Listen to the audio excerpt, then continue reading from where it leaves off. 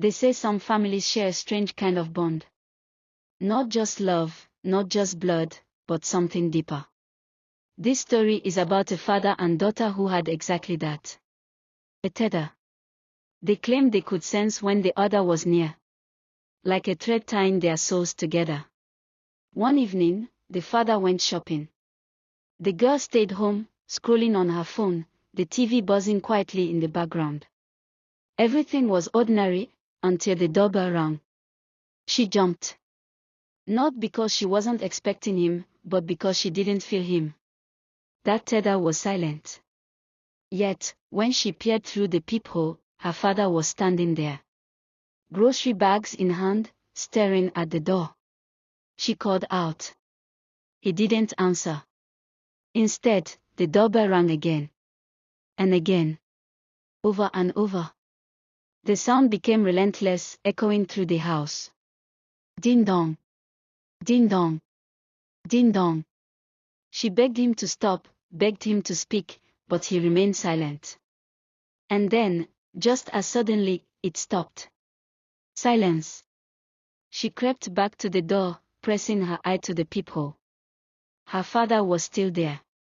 But his head hung unnaturally low, chin against his chest. Fear battled curiosity. Finally, she slid the chain lock across the door and cracked it open. The smell hit first. Sharp. Metallic. Wrong. Something swung into view, dangling directly in front of the peephole. It was her father's severed head. Placed there, perfectly, so that when she looked through the glass, she would see him. She screamed, slammed the door shut, and pressed her back against it, shaking. And then, ding dong. The chime echoed through the house again. Her chest tightened. She hadn't touched the door, hadn't moved, but the bell rang, long and low. She froze. Slowly, she leaned toward the peephole. No one was there. She backed away, heart racing. That's when she heard it. A whisper. Low, broken, almost like a recording played too slowly. Open the door. I brought groceries. It was her father's voice. But distorted. Crooked. The whisper stopped. Then. Knock. Knock. Knock. Not the doorbell this time. Just knuckles against the wood, sharp and deliberate.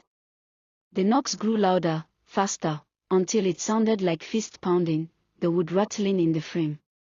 She screamed, covered her ears, and then silence fell again. Her phone buzzed. A text. It was from Dad. Almost home. Want me to pick up anything else? Her stomach lurched.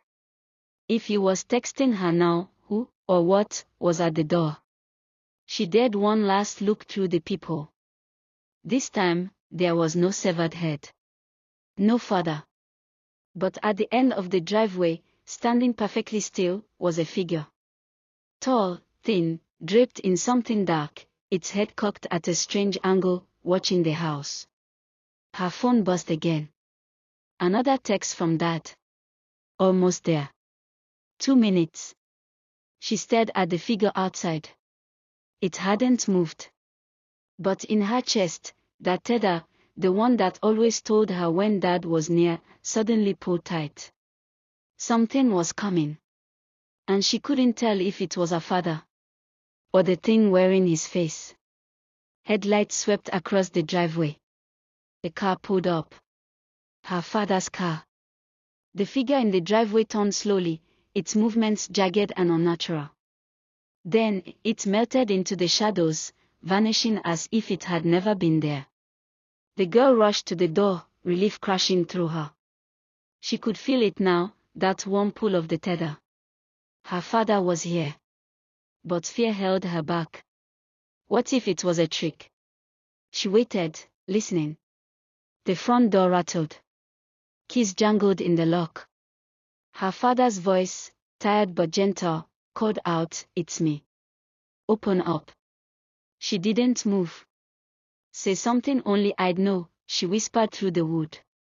There was a pause. Then he said softly, "When you were 6, you got lost at the fair. You told me you weren't scared because you could feel me finding you." Her eyes filled with tears. That was real. That was him. She opened the door. Her father stood there, smiling faintly, groceries in his arms. Safe. Familiar. Warm. She collapsed into his chest, sobbing. And then, her phone buzzed. She pulled it from her pocket. A new text. From Dad. "I'm stuck in traffic. Be home in 10. Her blood turned to ice. Slowly, she looked up at the man holding her. His smile widened, stretching too far.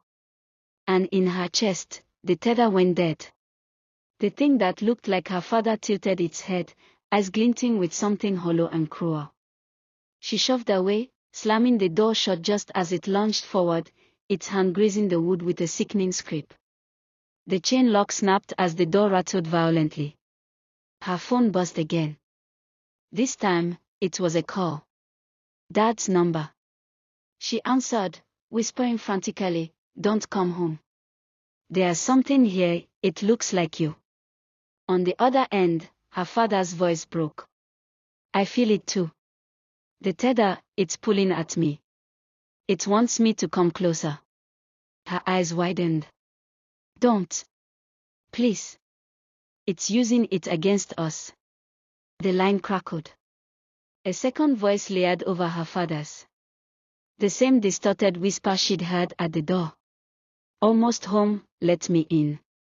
The door shook again. Harder. Hinges straining.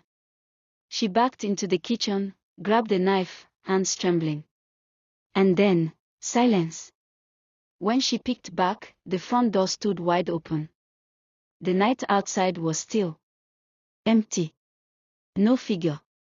No father. Her chest ached. The tether pulsed weakly, then faded, until there was nothing. The bond she had always trusted, always believed in, was gone. Her father never came home that night. And sometimes, when the house is quiet, the doorbell rings. Ding dong.